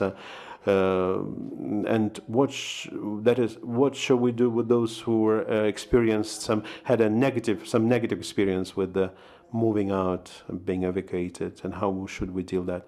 Thank you, Oля. And as far as I see, soon we'll be able to see your photos. My question to you, and then we'll move to the audience if there is time. I will continue asking questions. This subject is quite emotionally charged, and it's challenging, and you already voiced your experience professionally and personally. It's not easy to report on these, and there comes a certain point of time when they have to distance yourselves. What helps you, both as human beings and journalists, to overcome, whether discussing with colleagues, holiday of 1 week, for example, or working with psychologists? How would you manage to distract yourselves? Understandably, it's difficult to find this free time, this time during the war. Alexander? Well, I can only make jokes about holiday. As I mentioned, that when I left for holiday, I was unable to return back home. But for me personally, I would say that the greatest help I receive from a psychologist, and there's also, we have a community, and my colleague Lisa is not here in this room, but she's also attending the conference, and she heads this fund, Women in Media, and on the basis of this fund, of this organization, we do some sessions of self-help and assisting each other. We can get together and we can discuss these things in a safe environment, friendly environment, in our friendly community. We can discuss these issues. For me personally, that was a great help, because while I was still abroad, these groups were getting together online. We were all dispersed in different parts of the world, in different corners of Ukraine. We had a chance to meet online, share our experience and emotions, and this unity, this opportunity to talk to others was a great help. And also the sessions, individual sessions with the psychotherapist, that was helping too. Emotionally, it's very difficult, but I don't know as for the other colleagues, but I've been working with this tough subject for quite a long time, and probably now at the point of when I managed to distance myself and do not really let it in, because if you take everything close to your heart, so to speak, you can burn out easily and quickly, and you won't have any strength to go on doing what you're doing. Alexander, in fact, this is a professional achievement when you have can distance yourself and report on the subject and work with these vulnerable categories of people and voice these issues not only inside Ukraine but also outside the country and help them in different way. Olena, how would you answer this question? Well, I find joy and distraction in talking to children, socializing with children. We live in a family with their own kids, or I go for a walk. I walk, listen to my favorite music in my headphones, and it's better to go somewhere to a lake or something where there's water. It calms you down and distracts you. Thank you. Perhaps someone might make use of it. Olya, any advice? Well, in fact, I'm one of those journalists who are unable to distance themselves. I've been a journalist for 13 years. When I only started my professional activities, my senior colleagues would tell me, 5 more years and you would be okay. Okay, 5, then 10 years. In fact, I'm one of those individuals who actually deeply affected. I can cry during an interview. Probably had happened once, but I'm trying to keep myself under control too. But I try to allow myself to let leave myself. In 2014, when the war started, my military friends returned from the front, and they asked me to take them to karaoke. And at that time, I thought, goodness gracious, why should I take you to karaoke? But when I heard from my friend, he was saying that we are fighting there for you to continue your normal life here. So when I come back from my work trip from the front line, I want to see well-dressed people and joyful people, and I let myself leave. For example, in May I went abroad just for a rest, to have some rest, not just a kind of a tour, to have a tour, but I visited my friend who moved out to Portugal, and we spent some time there in the near the ocean. And I wasn't really ashamed for those 3 days which I allowed myself, of course not switching off from the news, but to leave for myself. But at the end of August, together with Alexander, we attended Italian Media Forum retreat in the Carpathian Mountains, and that was Great. My recipe is don't be ashamed, go on living, because we have only one life. Thank you. Thank you. Yes, this is a great gift of fate, of Providence, just to be able to live and to live better after our victory. Now, over to the room. As practice shows, there are always many questions and we always run out of time. So could you please hand the microphone over to those who want to ask the questions? And Ola, please show your slides. Would you like your slides to be on so that we can comment on those slides? Yes, okay, so let's show Ola's slides on the screen. And may I ask a question, please? Yes, hello. My name is Daria. I'm a journalist from Ukraine. I have a question to Alexandra. I work for international organizations and we specialize in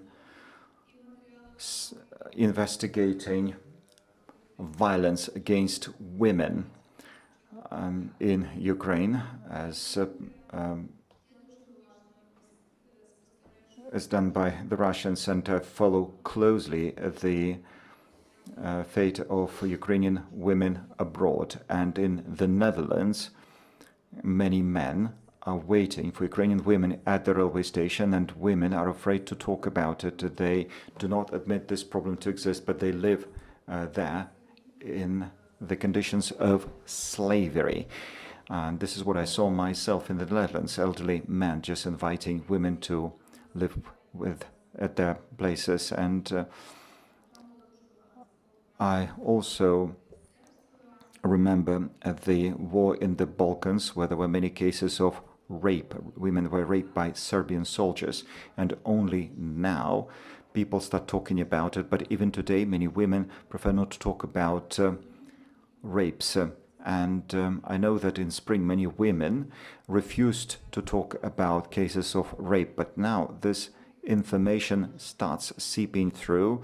But we do not have big interview where we would have a woman to sit down and tell her story. But perhaps now some women have started approaching you of their own free will to talk about such experiences. Or maybe it is all too soon. Maybe the situation is still very difficult. Maybe women find it very difficult to talk about cases of rape. But it's important to know about such stories. So what do you think about it?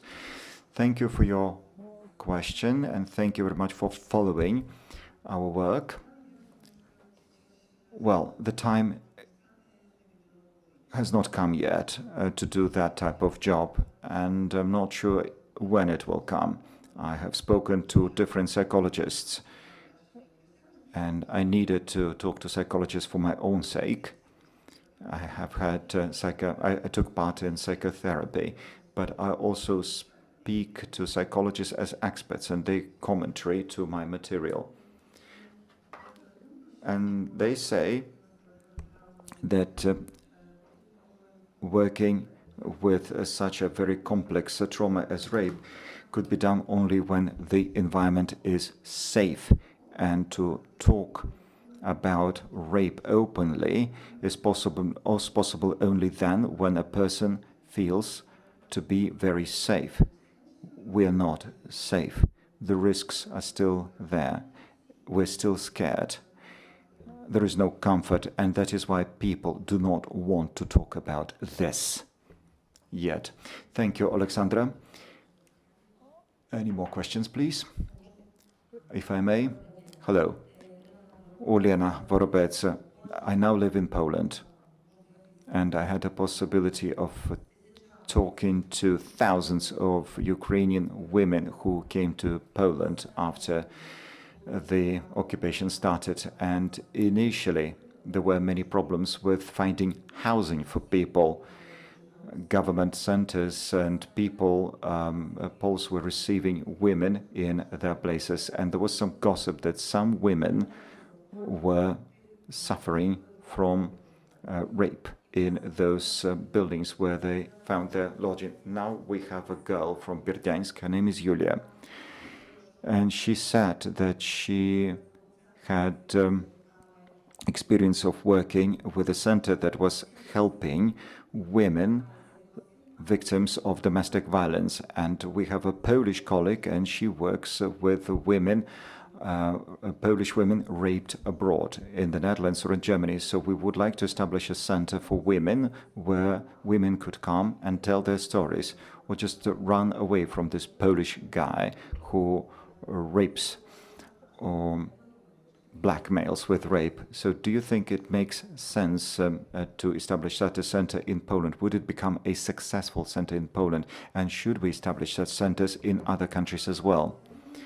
Well, I think that yes, it would be good to have such a center, but it must be safe for women, so that the women know that this information is kept safe and confidential, that these women will be treated with respect, and that there will be no other inner conflicts, because many people think that women are to be blamed themselves for whatever is happening to them.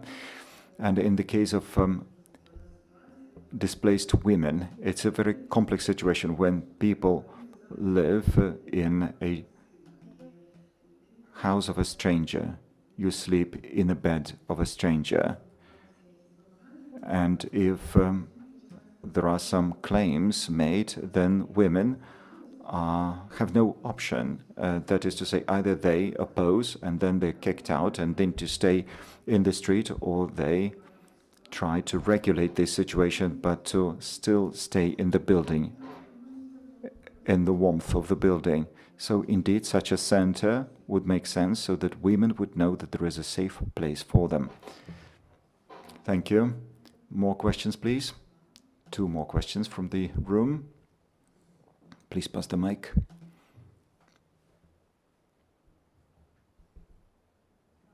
Thank you. I would like to thank the speakers. I'm a journalist from Zaporizhzhia. I now work on 2 different topics. My question is, how are you looking for heroines and heroes of your materials, and how do you reach out to those people? Do you have any advice how to establish contact with people? Because as you've said, it's very difficult to reach out to people, to gain trust, and to write in such a way so as not to harm them. I think it's a general question to everyone. Olena, how about you? Right. What helps me is that I immediately say that I'm from the occupied territory. I say that from Berdyansk, and so people are calmed down and they kind of trust me. I think it works this way. And I also find people using the internet. So if I see an interesting story, if I find an interesting person, I write a message to that person. I try to become a friend of that person on Facebook or social media, and when the person agrees to speak on the phone, then it's easier for me to talk to that person, because that person feels that I'm a real person, a person that may be trusted, his or her story. Thank you. Ola?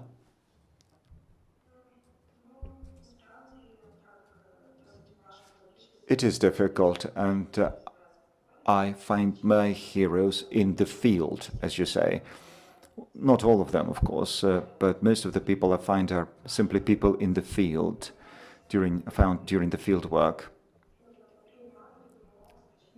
And of course, it's very difficult to be refused. I was in the liberated towns, and I want to talk to people, and you may understand that you go to that place and you go there, clean, fresh hair, fresh makeup, regular phone, and you approach people and you want to talk to them, and they still stay in the cellars, and they will live in cellars for a long period of time, and they refuse talking to you.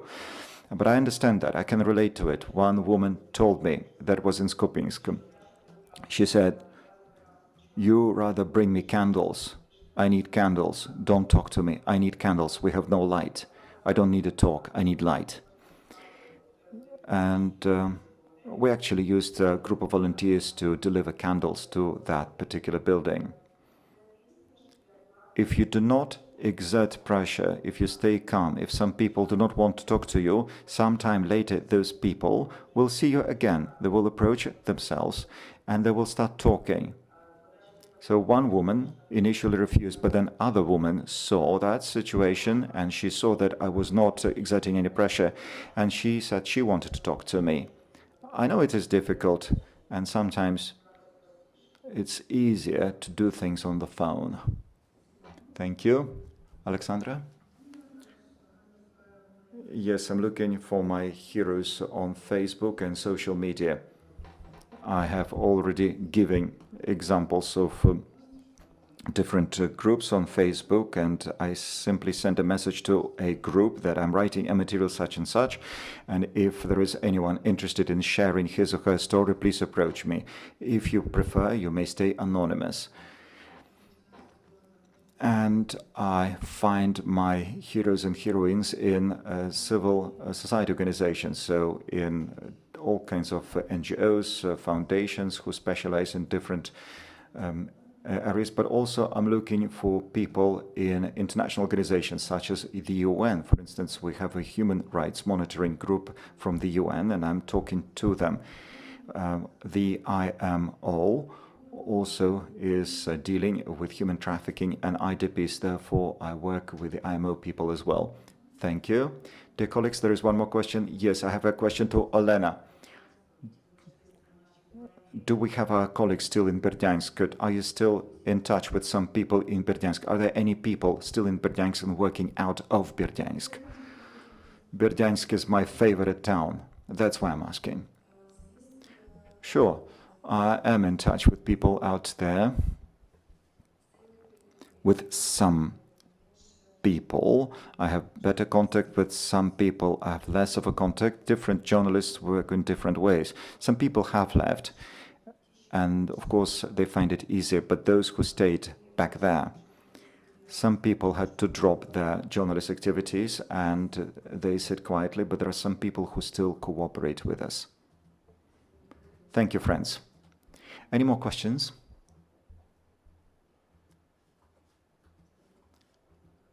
Yes, please.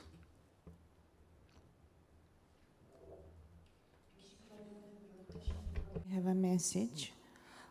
When I entered yesterday this room, there were 5 men who were telling their stories, and it is brilliant to have this session now with 4 brilliant women from Ukraine.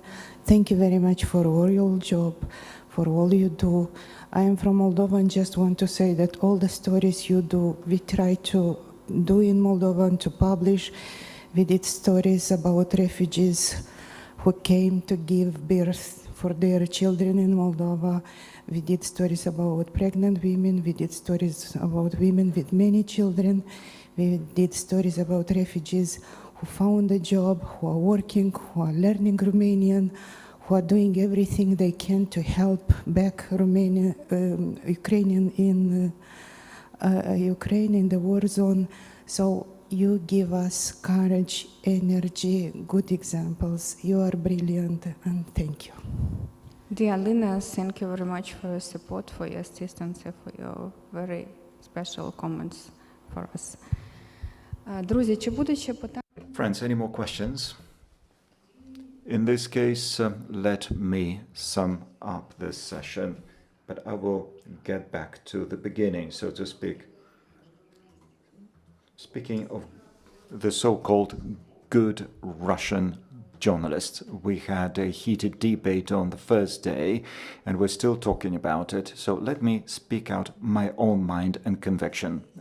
All Russian journalists are guilty of death of our people, of our men, women, and children, and those who shall not be born or was not born, because of so many pregnant women were killed. Long time before the war in Ukraine, long before 2014, they were passively or actively supporting the regime of Putin. Therefore, all Russian journalists are collectively responsible. All Russian society is collectively responsible. And when they say that they also suffered, when foreign colleagues say that they have also suffered, I have that wish to you. Do some monitoring. Have a look at the mass media that now and in 2014 were writing about Ukraine, Who of them writes about Ukraine and Ukrainians killed by the Russian soldiers and the Russian people and the Russian journalists because they supported it? Do some monitoring and draw conclusions, because we have many NGOs in Ukraine who monitor the content of the Russian media, and they show how Russian soldiers twist reality, how they prefer to stay silent about suffering, death. We shall prevail. We shall be victorious. Glory to Ukraine, and thank you very much.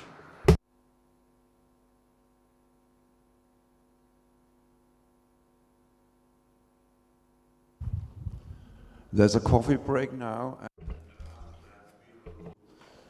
Come here and end the conference. So, coffee.